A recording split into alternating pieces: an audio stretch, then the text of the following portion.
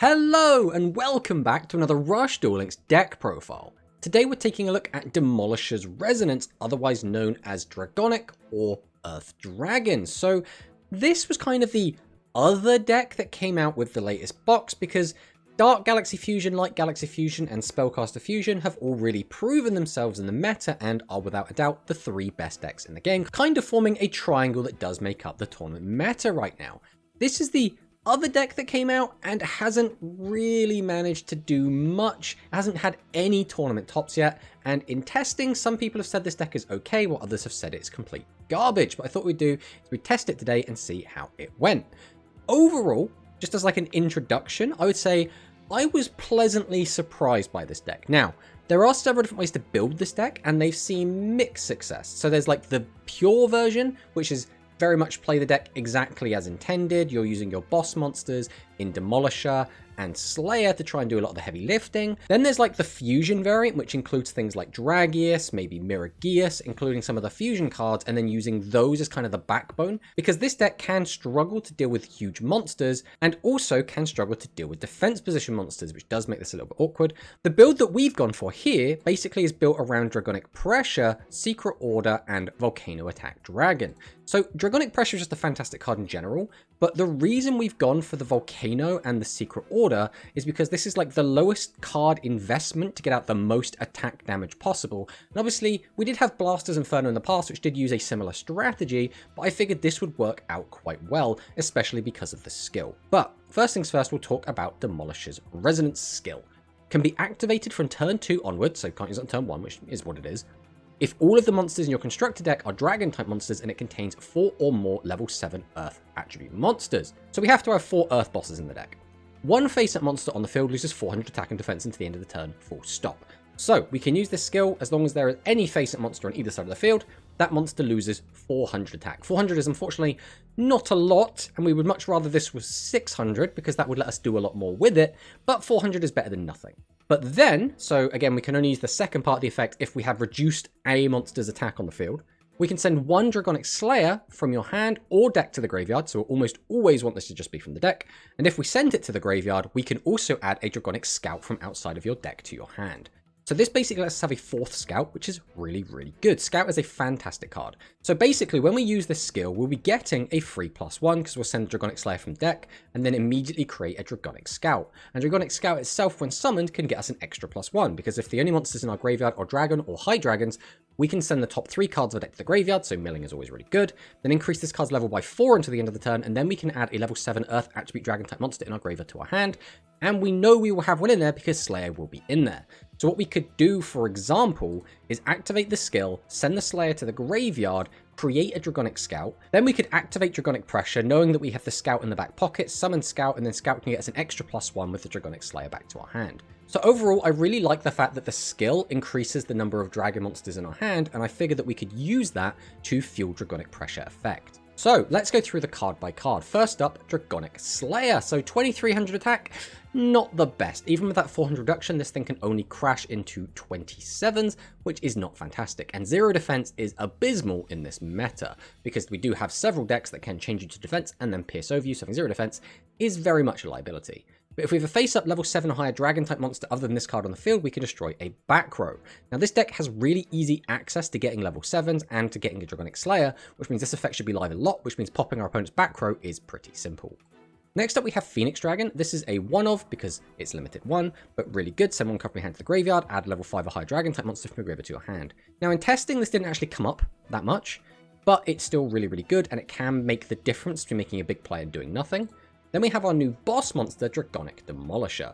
So if the only monsters in your graveyard are High Dragon and or Dragon monsters, send one monster from your hand to the graveyard. This is the biggest issue with this card, is that we do have to send a monster from hand to graveyard. So we're minusing 1, and it specifically has to be a monster. Both those things not great.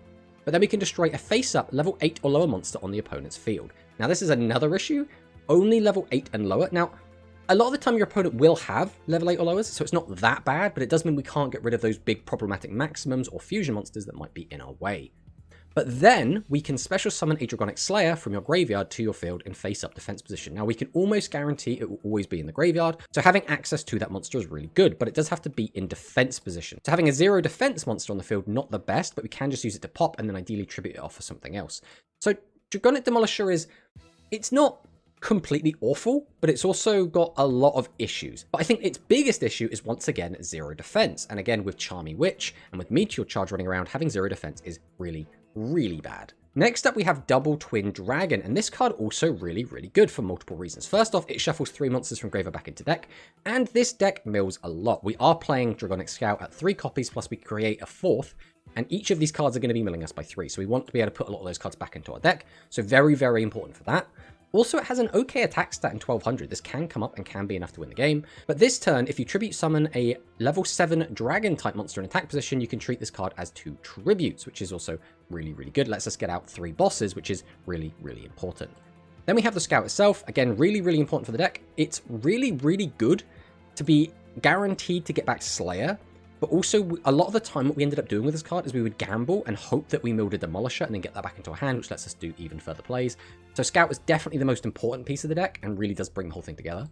Then we have Triad Drago, and Triad Drago can be a little bit awkward just because your opponent has to have a face at level 7 or higher monster, which they don't always, and you have to have 2 non-level 3s. Now, it's not too bad because Scout, although is a level 3, becomes a level 7, so it's not too bad to actually end up with 3 monsters at different levels. But when you do get the draw off of Triad Drago, it does feel really, really strong. This deck is really good at plussing and just getting a ton of cards in the hand, which again is really good because obviously we want to fill up our hand for Dragonic Pressure. Then we have Flip and Flap Dragon. These cards, again, really good. Flap Dragon is obvious. We want to change our opponent's monsters face up so we can get towards their life points. Really, really good. But Flip Dragon is actually also really good. There have been a lot of situations where an opponent has had a monster that has had way too much attack, but just low enough defense that we could kill it by attacking over it. So quite a few times we have used Flip Dragon to flip over a boss monster into defense that's had like 2000 defense, for example, and attack over it. So Flip Dragon has actually been really, really strong. Then we have the One of Treasure Dragon. This is basically the best target to bring back with Dragonic Pressure, because we can special summon this back, then use its effect to draw a card, which is just really, really good. Again, plus, plus, plus. We got the 2 copies of Volcano Attack. This is because the skill requires us to play 4 Earth, and I didn't want to play 7 bosses, because 6 already seems like quite a lot, even though theoretically we'll always be putting one into the graveyard, so we're kind of only playing 5. I still didn't want to brick on these, so we've only got 2 copies of this. Then we have Pot of Greed, because I think this is still the best legend spell in the game. 2 copies of Secret Order, because we're only playing 2 copies of Volcano Attack, so I didn't want to max out on this. Then we're playing the 3 Dragonic Pressure, because this is the main way we're going to try and win the game.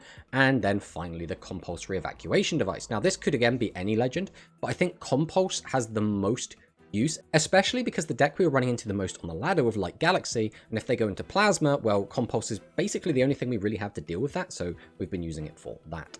But how do we feel about the deck overall? Again, like I said, this actually pleasantly surprised me, but this might be because of the way we've built the deck. Because we're relying on Dragonic Pressure, our opponent making a big board a lot of the time doesn't matter too much, and if we are able to pressure into order, quite oftentimes we do feel like we are just going to win the game. In a lot of ways, this does end up feeling a little bit like Dark Galaxy Fusion, where we'll use our board wipe and then just try and get enough attack points on the board to outright kill our opponent straight up. And with easy access to Slayer, we're quite often able to just rip apart our opponent's back row so that they can't stop us from doing it. Now, this isn't always going to work out, right? Things like Compulse, things like Riding can still stop us and can reduce our attack, which can be a little bit annoying. But this deck quite consistently ends up with quite a large hand, and we're able to make quite a lot of boss monsters, and we can just take out our opponent quite aggressively. The downside is, other decks in the meta kind of do what this deck does anyway. In terms of Dragonic Slayer, there's Extra Plasma, which basically does the same thing, but arguably maybe a little bit better. In terms of wiping the board with pressure, well, Dark Galaxy has Dark Hole Device, and they will also do this, and it will be better because they don't have to discard the 3 cards. Secret Order, although is a fantastic card, again, is going to be better used in Light Galaxy. So a lot of this deck's strengths are kind of just worse versions of what other decks in the meta are currently doing, so it does make it feel a little bit underwhelming by comparison, as well as the fact that a lot of our monsters do have that 0 defense, which, as we've spoken about already, Meteor Charge and Charmy really do feast on us and really do punish us for playing the 0 defense monsters. Unfortunately, this meta right now is not the best place for the Dragonic cards. But This meta in general does kind of feel like if you just draw a really good hand with any of the best decks right now, you can just OTK your opponent on turn 2, turn 3, turn 4, etc. So this deck can still do that, just a little bit less consistently than maybe the other decks we've spoken about. So my final impression of the deck is, again, it's actually quite fun. It's not actually that bad, but I do still think it is much, much weaker than the 3 actual meta decks of the format. But let's fire in some replays so I can show you what I've been talking about.